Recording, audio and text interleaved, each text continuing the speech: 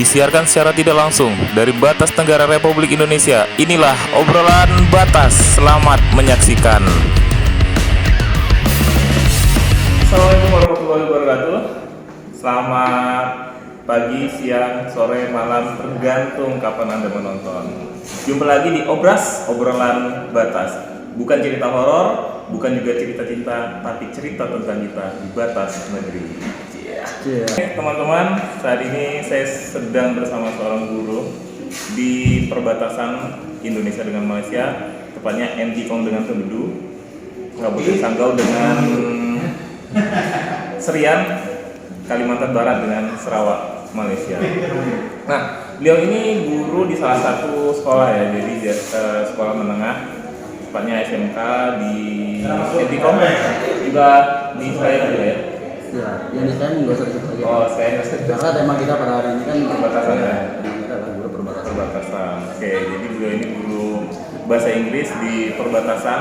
Jadi dari sekolahnya dengan perbatasan itu kurang lebih 3 km, sangat dekat sekali dengan pintu perbatasannya atau kita kenal sebagai border. Beliau kenal dengan Apriyadi, seorang pemain bola profesional juga. Iya. Selain itu juga mantan aktor, Pak. Mantan aktor ya. Biasa kalau di luar dari sekolah saya dipanggilnya Aliando. Oh, Aliando. Ini ketahuan ini generasi kapan? Aliando itu ya. Ini ketahuan generasinya ya. Tahu generasi itu kapan. Kalau di ya. main bola itu juga dikenal dengan pemain yang berasal dari Argentina, Pak. Oh, Messi ya. Bukan, Pak. Bukan.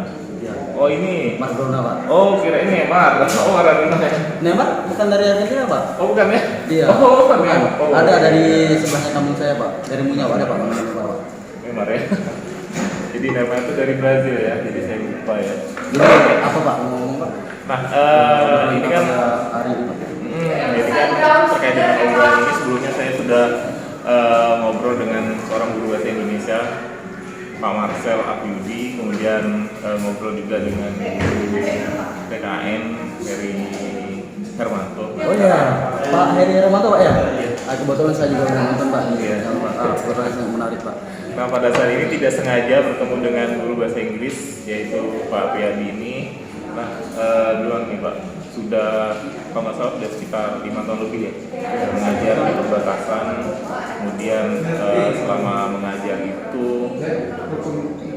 kalau pertanyaannya apa yang dirasakan umum ya gitu kan? Tapi nggak apa-apa, kita Tapi mulai nggak dari apa-apa ya. dulu, nanti Dari baru dulu kita ya, masuk terus ke selesai. Pak. Jadi apa yang dirasakan mengajar di perbatasan kurang lebih 5 tahun lebih gitu kan? Yang dirasakan ya pastinya banyak tantangannya, Pak. Tantangan tersendiri yaitu bagaimana kita bisa membuat pembelajaran itu ya kita ngaca ke negara sebelah, Pak. Jadi kalau misalnya terasa pembelajaran itu kurang dari negara sebelah, jadi itu merupakan tantangan bagi kita bagaimana kita membuat suatu pembelajaran lebih menarik dan bisa juga ibaratnya bersaing dengan negara yang sebelah, Pak. Apalagi kalau yang Bapak ajarkan kan bahasa Inggris. Ya, karena itu yang saya ajarkan itu bahasa Inggris. Jadi tuntutan itu bahasa Inggris kan merupakan salah satu bahasa internasional dan juga yang mungkin sudah umum guru bahasa Inggris jelaskan ke para muridnya. Kalau bahasa internasional itu kan nanti bisa pergi kemana-mana, punya modal mau pergi kemana. Benar nggak, Pak? Benar Pak, jadi mau kemana-mana bisa nyambung. Tapi kadang terdekat juga di pikiran kalau tadi ngomongnya bisa kemana-mana kalau bisa bahasa Inggris, kalau ke Papua gimana, Pak?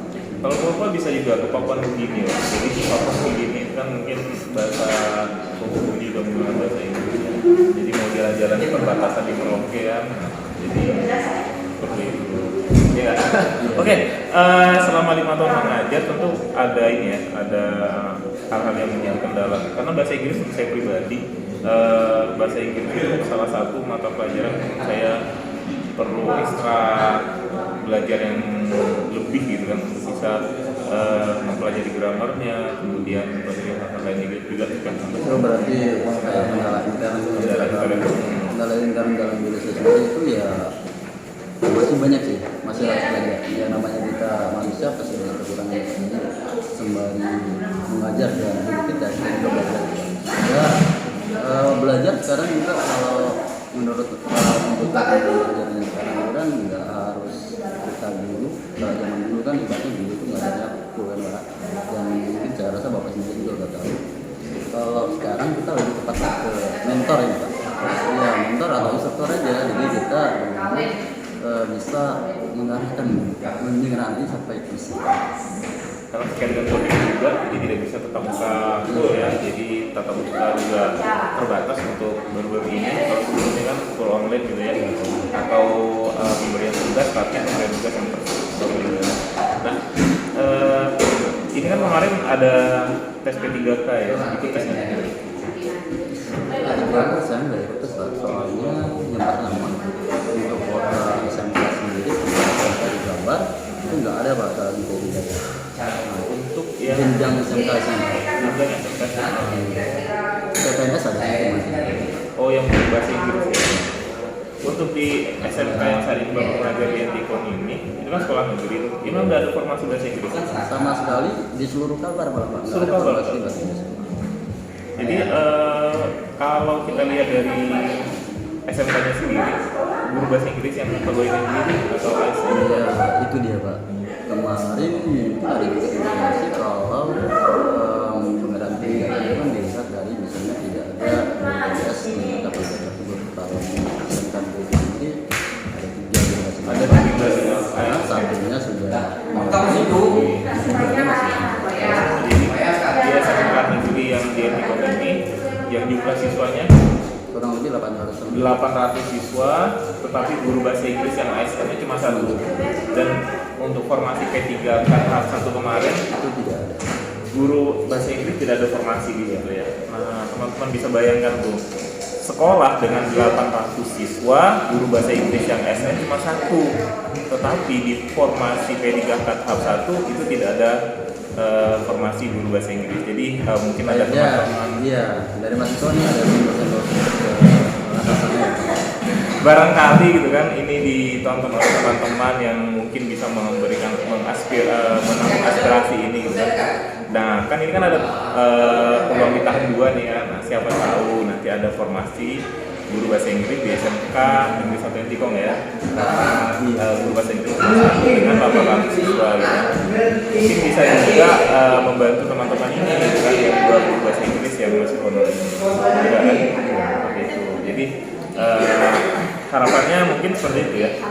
Harapannya ke depannya ya semoga aja ada pembukaan jauh P3K juga ya. Karena dengan adanya pembukaan P3K terus jadi peluang kita yang berharap kan setidaknya adalah untuk bisa tetap bertahan di sekolah tersebut.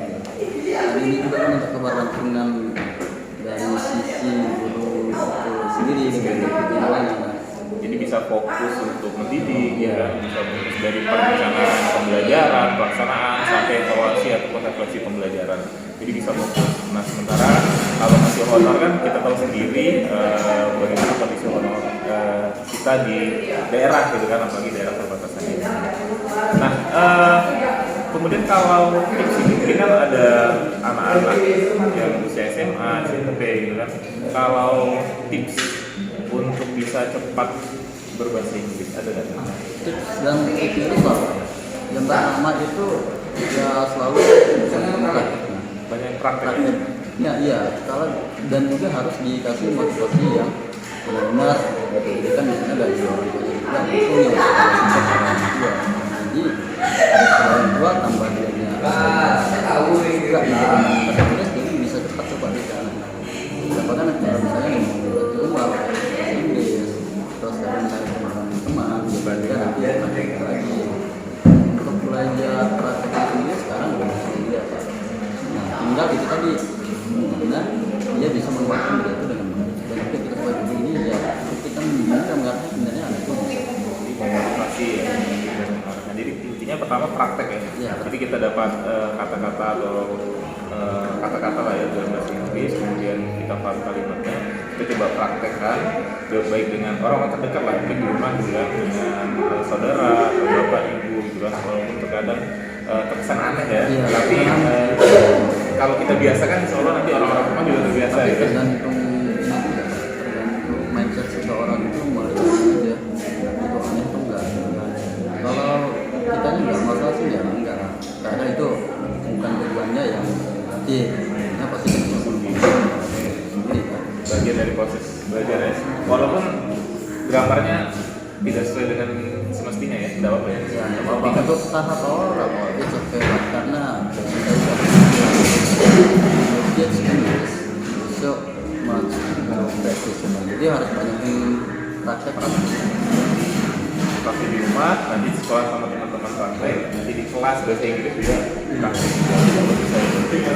Walaupun ibaratnya kita juga harus mengutamakan bahasa nasional kan, bahasa Indonesia, kemudian bahasa daerah sebagai identitas kita. Nah, bahasa Inggris penting juga karena sebagai modal kita di luar gitu.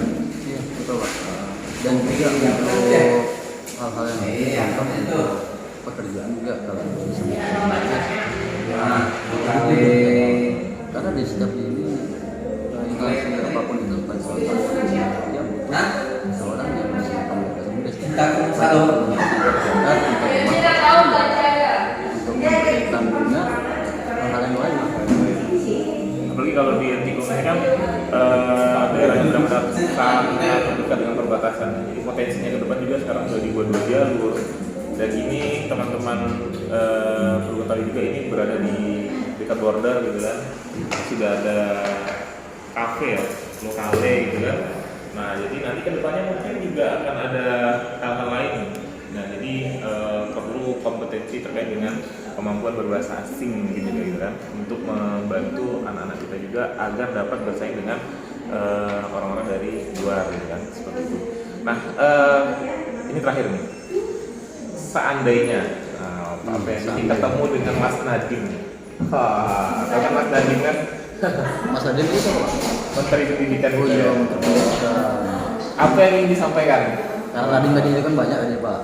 Nah, ada tuh tetangga saya yang Nadiem. Iya.